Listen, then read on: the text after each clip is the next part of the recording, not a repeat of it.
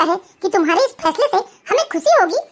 निकल जाओ, अभी के अभी हमारे घर से निकल जाओ।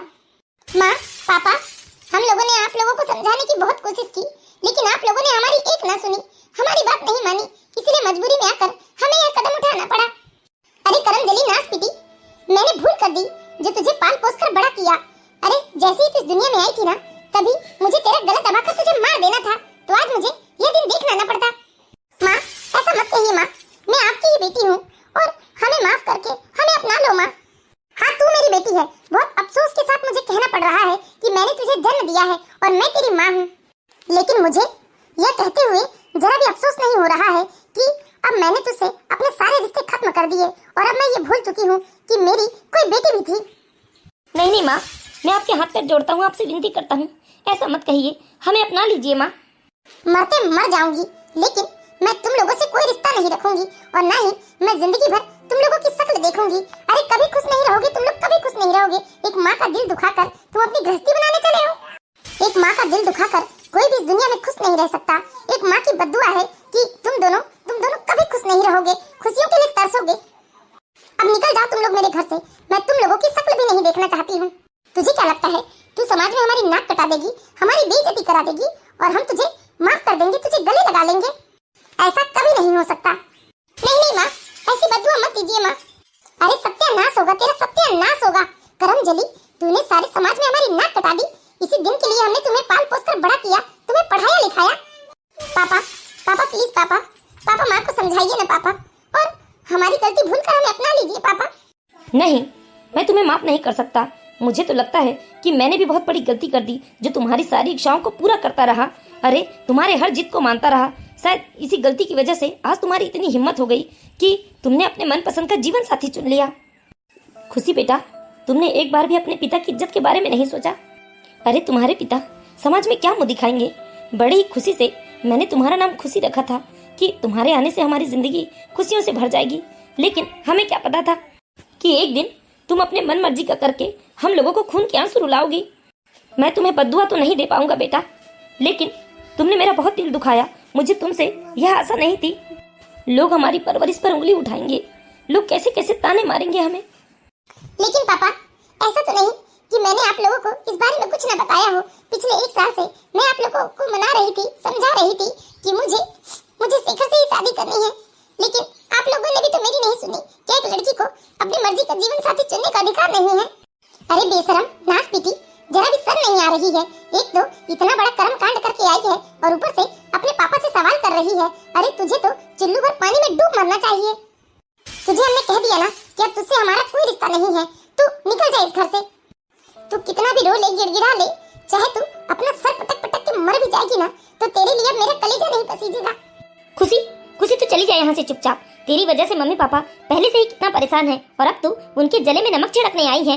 अरे तुझे जरा भी शर्म नहीं आती? चली जा तू यहाँ से, वरना मजबूरन मुझे धक्के मार के तुम लोगों के यहाँ से निकालना पड़ेगा। और जाते जाते एक बात याद रखना कि तुम्हारा मुझसे, मम्मी या पापा से, किसी से कोई संबंध नहीं है। मेरी बद्दुआ है कि ये जिंदगी में कभी खुश नहीं रहेगी। खून के आंसू रोएगी, खून के आंसू, ये खुशियों को तरसेगी ये। चलो खुशी, इसे हमने इतना ऐशो आराम दिया, इतने लाड़ प्यार से पाला, लेकिन इसने हमारे प्यार का ये सिला दिया है। अरे मेरी बद्दुआ है ये कि इसकी जिंदगी में कभी कोई खुशी नहीं आएगी और ये रात दिन इस घर के ऐशो आराम को याद करके रोएगी, तड़पेगी, लेकिन इसकी जिंदगी में हमेशा अंधेरा ही रहेगा।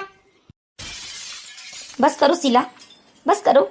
चले गए वो लोग। अरे कैसे चुप रहूं जी, मैं तो मरते दम तक इसे बद्दुआ ही दूंगी। हर रोज उठते बैठते सोते जागते इस लड़की के लिए मेरे मन से, मेरे मुंह से हमेशा बद्दुआ ही निकलेगी। माँ आप शांत हो जाइए और चलिए चलकर आराम कीजिए आप। ये है शीला और रमेश जी। शीला और रमेश जी की एक बेटा और एक बेटी है खुशी। असल में शेखर और खुशी जब स्कूल में ही थे तभी वो एक दूसरे को पसंद करते थे और जैसे जैसे वो बड़े होते गए तो दोनों की पसंद प्यार में बदल गई और दोनों ने एक दूसरे से शादी करने का फैसला किया। दोनों ने अपने अपने परिवार वालों को मनाने की बहुत कोशिश की, लेकिन दोनों के ही परिवार वाले इस शादी के लिए तैयार नहीं हुए।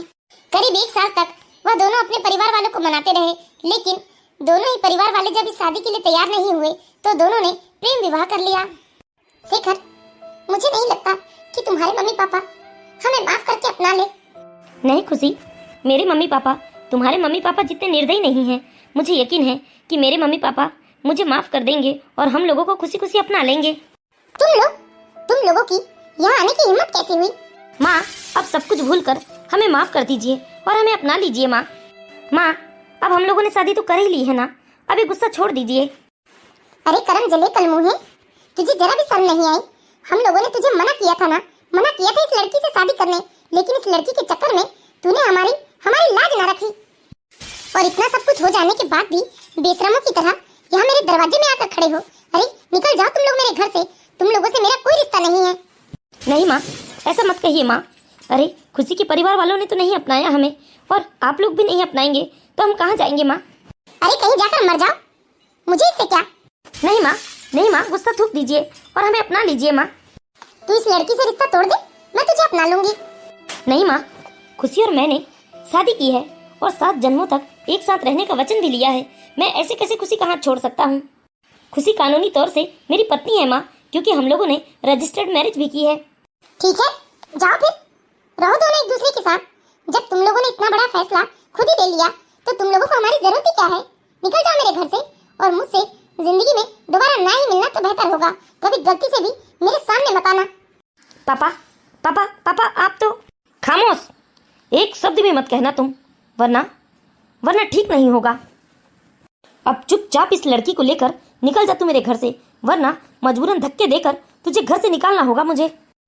तेरे पालन पोषण और तेरी पढ़ाई लिखाई में मैंने लाखों रुपए खर्च किए, यह सोचकर कि मेरा बेटा पढ़ लिख कर इंजीनियर बनेगा, समाज में मेरी नाक ऊंची करेगा, मेरा नाम रोशन करेगा। लेकिन तूने तो हमारी जिंदगी में ही थुका दिया।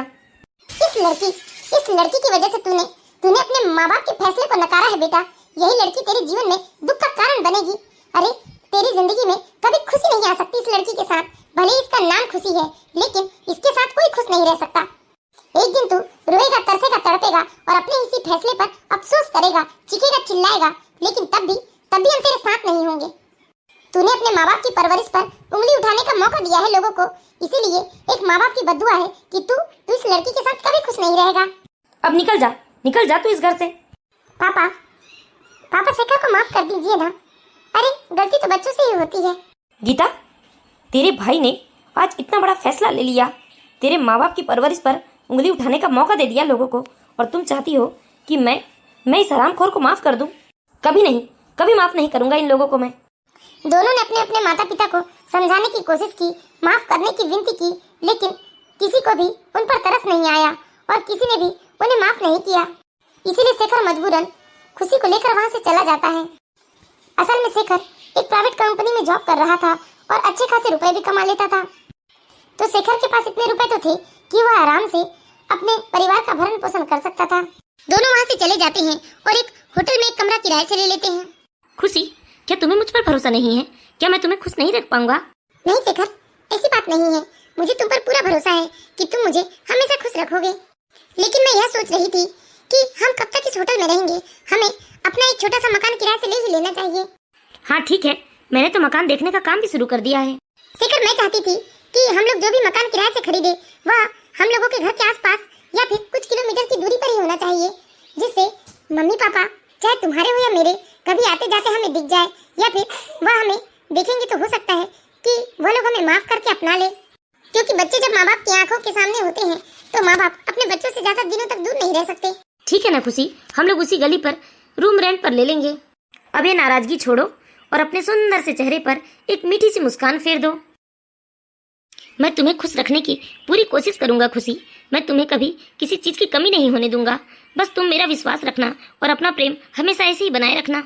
हाँ शेखर, मैं भी पूरी ईमानदारी से इस रिश्ते को निभाऊंगी। इस तरह शेखर और खुशी अपने घर से 3 किलोमीटर की दूरी पर ही एक मकान किराए पर ले लेते हैं और दोनों खुशी खुशी एक दूसरे के साथ रहने लगते हैं। लेकिन जैसे ही खुशी के माता पिता को पता चलता है कि जिस रोड से वह लोग आते जाते हैं उसी रोड पर खुशी और शेखर किराए के कमरे से रहते हैं, तो खुशी के माता पिता ने उस रोड से आना जाना भी बंद कर दिया था। लेकिन फिर भी खुशी खुश थी, क्योंकि उसे लगता कि वो अपने माता पिता से ज्यादा दूर नहीं है। दोनों की जिंदगी बड़े ही मजे से कटने लगी। लेकिन वो कहते हैं ना कि सब दिन एक जैसा नहीं रहता। कुछ ऐसा ही खुशी और शेखर के साथ भी होने लगा था। अरे खुशी, तुम तो मार्केट गई थी ना सब्जियां लेने, फिर तुम खाली हाथ कैसे आ गई? शेखर शेखर मैं मार्केट गई थी और मार्केट में मैंने पापा को देखा। पापा को देखकर खुशी खुशी मैं उनकी ओर जाने लगी, लेकिन जैसे ही उन्होंने मुझे देखा तो वो गुस्से से लाल लाल आंखें दिखाने लगे मुझे। वह मुझे बहुत ही गुस्से से देख रहे थे। उनकी आंखों में मेरे लिए साफ साफ नफरत दिख रही थी मुझे। बस बहुत बुरा लगा मुझे, तो मैं बिना कुछ खरीदे ही घर आ गई। देखो खुशी, यह नफरत तो हम लोगों को झेलनी ही पड़ेगी, लेकिन मुझे यकीन है कि धीरे धीरे समय के साथ सब अपना अपना गुस्सा थूक देंगे और हमें गले लगा लेंगे। फिर हमारा भी अपना एक परिवार होगा। इसीलिए तुम अपना दिल छोटा मत किया करो।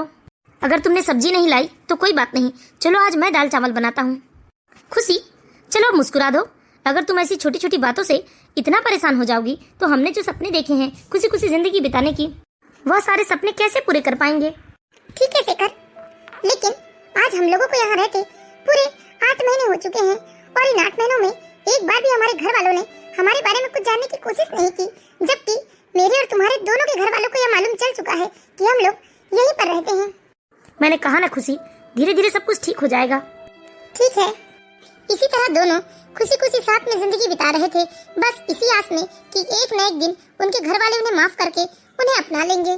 धीरे धीरे समय बीत रहा था और कुछ ही दिनों के बाद पता चला कि खुशी माँ बनने वाली है, तो दोनों की खुशी का ठिकाना ना रहा। अब दोनों को लग रहा था कि नए मेहमान के आ जाने के बाद दोनों के परिवार वाले उन्हें माफ करके अपना लेंगे, लेकिन उन्हें भी कहाँ पता था कि दोनों के घर वाले इतने निर्दयी और निष्ठुर हो चुके हैं कि वह किसी भी सूरत में उन लोगों को नहीं अपनाएंगे। एक दिन शेखर के माता पिता की मुलाकात शेखर से मार्केट में हो जाती है, तो शेखर को देखते ही वह लोग आग बबूला हो जाते हैं। माँ, माँ, पिताजी। कौन है तू? तू मुझे माँ क्यों कह रहा है? मैं तुझे नहीं पहचानती। माँ, मैं कैसी बात कर रही हो माँ? मैं आपका शेखर हूँ।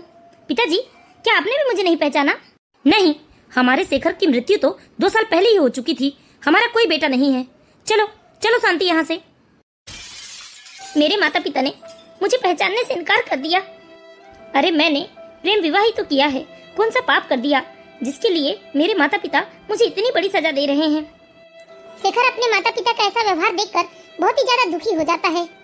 शेखर को लग रहा था कि एक न एक दिन उसके माता पिता उसकी सारी गलतियों को भूलकर उसे माफ करके अपना लेंगे, लेकिन आज जो शेखर के माता पिता का व्यवहार था कि उन्होंने अपने बेटे शेखर को मृत घोषित कर दिया है, यह सुनकर शेखर की जैसे अंतरात्मा झकझोर गई थी। धीरे धीरे समय बीत रहा था और इस बीतते समय के साथ खुशी ने एक बहुत ही प्यारे बेटे को जन्म दिया था। वैसे तो शेखर और खुशी ने उम्मीद छोड़ ही दी थी, लेकिन बेटे के जन्म के बाद फिर से एक उम्मीद जाग गई थी कि हो सकता है अब उनके माता पिता उन्हें अपना लेंगे, लेकिन ऐसा कुछ नहीं हुआ और धीरे धीरे शेखर डिप्रेशन में जाने लगा और इसी डिप्रेशन के चलते शेखर की नौकरी भी छूट गई। फिर अक्सर खुशी और शेखर के बीच में छोटी छोटी बातों को लेकर लड़ाइयाँ होने लगी।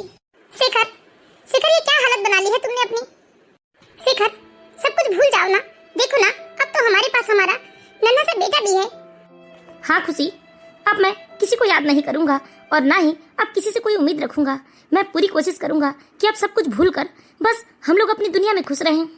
और खुशी, अब हम अपने घर वालों से कहीं दूर जाकर बस जाएंगे। इस तरह शेखर और खुशी अब दोनों अपने परिवार वालों को भूलकर एक नई जिंदगी शुरू करने की उम्मीद से वह कमरा छोड़कर शहर से बाहर एक कमरा किराए से ले लेते हैं।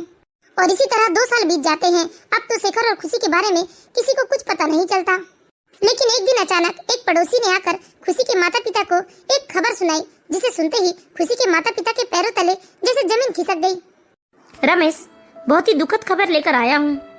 क्या हुआ काका? रमेश, तुम्हारा दामाद अब इस दुनिया में नहीं रहा। क्या? ये आप क्या कह रहे हैं? काका, काका, ये सब कब हुआ? 1 हफ्ता हो चुका है इस घटना को, लेकिन यह बात मुझे आज मालूम चली। बहुत ही दुख हुआ ये सब सुनकर। हे भगवान, मेरी बच्ची इतना बड़ा दुख कैसे झेल पाई होगी? रमा, रमा। क्या हुआ जी? रमा, हमारा दामाद अब इस दुनिया में ना रहा। क्या?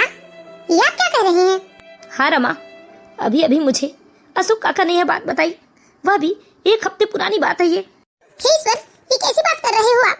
हमारी फूल सी बच्ची इतना बड़ा सदमा कैसे बर्दाश्त कर पाई होगी? चलिए ना जी, खड़े क्या हैं? चलिए हमारी बच्ची के पास। चलो चलो ना जी, चलिए ना। अब काहे की नाराजगी? हमारी बेटी इतना बड़ा दुख कैसे झेलेगी? उसे हमारे सहारे की जरूरत है। चलिए ना, थोड़ी देर के लिए सब कुछ भूल जाइए। चलिए चलिए हमारी बच्ची के पास चलिए। इतनी बड़ी दुखद खबर सुनकर खुशी के माता पिता अपने आप को रोक नहीं पाते और वह सारे कस्में और सारी बड़ी बड़ी बातें सब कुछ भूलकर वह सीधे खुशी का पता पूछते हुए खुशी के घर तक पहुंचते हैं। खुशी, खुशी बेटा, इतना सब कुछ हो गया और तूने हमें बताया भी नहीं। हाँ माँ, सब कुछ बिखर गया माँ, सब कुछ बिखर गया। अब मैं कैसे जिंदगी जीऊंगी, किसके सहारे जीऊंगी माँ? मेरा ये बच्चा बिना पापा के कैसे बड़ा होगा माँ? मत रो बेटा, शायद ईश्वर को यही मंजूर था, तुम्हारा सुहाग इतने ही दिनों का था। लगता है मुन्ने को भूख लगी है, तुमने उसे कुछ खिलाया पिलाया है या नहीं? चल बेटा, मैं अभी तुझे कुछ खिलाती हूँ। खुशी के माता पिता ने खुशी को सांत्वना देते हुए उसके घर की ओर नजर दौड़ाई। उसके घर में सिर्फ एक ही कमरा था, जहाँ पर एक चारपाई लगी थी और कोने में एक छोटी सी रसोई थी। खुशी के माता पिता सोच में पड़ गए कि इतने बड़े घर में राजकुमारी की तरह रहने वाली उनकी बेटी कैसे एक कमरे के घर में कैसे वो अपना जीवन बिता रही होगी। जब खुशी की माँ खुशी के बेटे के लिए कुछ खाने का लेने रसोई की ओर जाती है तो वह देखती है कि रसोई के सारे डिब्बे खाली पड़े हैं और खाने पीने की कोई भी चीज नहीं है। यह सब देखकर रमा जी का कलेजा कांप जाता है। वह सोच में पड़ जाती है कि कैसे उसकी बेटी गुजारा कर रही होगी। उनका 1-1.5 साल का नाती कैसे खाने पीने को तरस रहा है। जब खाने का कुछ नहीं मिला तो रमा जी अपने नाती को लेकर किराने की दुकान की ओर जाती है। वहाँ से वह कुछ बिस्किट्स और कुछ चिप्स वगैरह खरीदती है और खरीद कर अपने नाती को खिलाती है। तब तक वहाँ शिखर के माता पिता भी आ जाते हैं। जिस दिन से यह आफत मेरे बेटे के जीवन में आई ना, उस दिन से ही मेरा बेटा कभी खुश नहीं रह पाया। इसने मेरे बेटे की सारी खुशियाँ निगल ली, इसने मेरे बेटे की जान ले ली। डायन कहीं की खुद क्यों नहीं मर गई? मेरे बेटे को कभी चैन की रोटी नसीब नहीं होने दी इस आफत ने। अरे बहुत बड़ी डायन है तू, डायन खा गई मेरे इकलौते बेटे को। खुशी, खुशी रोना बंद करो बेटा और इनकी बातों में ध्यान मत दो तुम। हाँ, यह सब तो एक न एक दिन होना ही था। माँ बाप का दिल जो दुखाया था इन लोगों ने, तो माँ बाप की बद्दुआ तो लगेगी ही नहीं इन लोगों को। हाँ, इसीलिए तो कहा जाता है कि शादी विवाह कभी भी सबकी मर्जी से की जाती है। सबकी दुआ और आशीर्वाद के साथ नई जिंदगी शुरुआत की जाती है। मैं तो बगल में ही रहती हूँ, आए दिन इन लोगों की लड़ाइयाँ सुनते रहती थी मैं। अक्सर ये दोनों के बीच में लड़ाइयाँ हुआ करती थी और अभी 3-4 महीने पहले ही तो शिखर की नौकरी भी छूट गई थी, जिस वजह से वह बहुत टेंशन में रहता था। हाँ, मैंने भी तो सुना था कि शिखर डिप्रेशन में था। मुझे तो लगता है कि वो डिप्रेशन में आकर जानबूझकर बस के सामने आ गया होगा और अपनी जीवन लीला समाप्त कर दी होगी। आप लोग समझ रहे हैं ना हम लोग क्या कहना चाहते हैं? हाँ हाँ, समझ गई। इसी डायन से परेशान होकर मेरे बेटा ने अपनी जीवन लीला समाप्त कर दी। हो सकता है यह जानबूझकर ही अपने पति को परेशान कर रही होगी ताकि इसका पति आत्महत्या कर ले और इसे मुआवजे के रूप में कुछ रुपए मिल जाए जिससे अपनी जिंदगी मजे से जी सके। बस बस करो तुम लोग। अरे तुम लोग होते कौन हो यह तय करने वाली कि मेरी बेटी ने अपने पति को परेशान किया या नहीं किया? तुम लोग सिर्फ पड़ोसी हो और पड़ोसी के हद में रहो और निकल जाओ तुम लोग यहाँ से। हमें क्या, हमने तो जो देखा वही बता दिया। चल रही गीता, चल चल बेटी खुशी, तू चल हमारे साथ। अब तेरा यहाँ रही क्या गया है? चल चल कर तू हमारे साथ रहना बेटा। चल बेटा, अपने घर चल। अब हम साथ मिलकर रहेंगे बेटा। हाँ चलो खुशी, तुम्हारी माँ सही कह रही है। अब यहाँ क्यों रहोगी, किसके भरोसे रहोगी? चलो चलो हमारे साथ चलो। अरे ला दे मेरे पोते को मेरी गोद में दे, उसके बाद अपनी मनहूस बेटी को तू लेकर चली जा। यह मेरे घर का चिराग है, मेरे बेटे की आखिरी निशानी है। इसे तू अपने साथ लेकर नहीं जाएगी। तेरी बेटी ने तो मेरे बेटे को खा गया, अब तू क्या मेरे बेटे की आखिरी निशानी को भी खाना चाहती है? मैं अपने पोते को अपने साथ लेकर जाऊंगी। नहीं, वो मेरा नाती है, मैं उसे लेकर जाऊंगी। खबरदार खबरदार, अगर तुम में से किसी ने भी मेरे बच्चे को अपने साथ ले जाने की बात कही तो ना ही ये तुम्हारा पोता है और ना ही ये तुम्हारा नाती है। नहीं, ये मेरे घर का चिराग है, ये मेरा वंश है, इसे तो मैं लेकर जाऊंगी अपने साथ। ये मेरा पोता है। अगर तुम किसी को लेकर जाना चाहती हो तो अपनी कुलक्षणी बेटी को लेकर जाओ, लेकिन पोता को तो मैं ही लेकर जाऊंगी। मैंने कहा कि ना ही आपका पोता है और ना ही आपका नाती। आप में से कोई भी मेरे बेटे को अपने साथ लेकर नहीं जा सकते, क्योंकि यह सिर्फ मेरा और शेखर का बेटा है और ना ही मैं किसी के साथ जाना चाहूंगी। यह मेरा और शेखर का बेटा है और अब जब शेखर नहीं रहा तो इसकी परवरिश की जिम्मेदारी मेरी है। तुम लोगों से हमारा कोई रिश्ता नहीं है। तुम में से कोई भी मेरे बेटे को लेकर नहीं जा सकते और ना ही मैं अपना घर छोड़कर किसी के साथ कहीं जा रही हूँ। अरे इतना नाराज क्यों होती हो बेटा? जो हो गया सो हो गया, अब सब भूल जाओ और चलो वापस अपने घर चलो। माँ, काश आपने यह बात पहले कह दी होती तो शायद मेरे जीवन में अंधेरा ना होता। आप लोगों ने जो भी बद्दुआ दी थी ना, सब कुछ सच हो गया। आप लोगों की बद्दुआ से हम लोग एक दिन भी चैन से ना रह पाए। हम लोगों ने आप लोगों को मनाने की कितनी कोशिश की, लेकिन आप में से कोई भी हमारी एक ना सुना। पिछले 5 सालों में हम कभी खुश नहीं रह सके और इसलिए नहीं कि हमारी कमाई नहीं थी या हमें किसी चीज की दिक्कत थी, बस इसीलिए क्योंकि हम अकेले थे। लोगों ने हमसे नाता तोड़ दिया।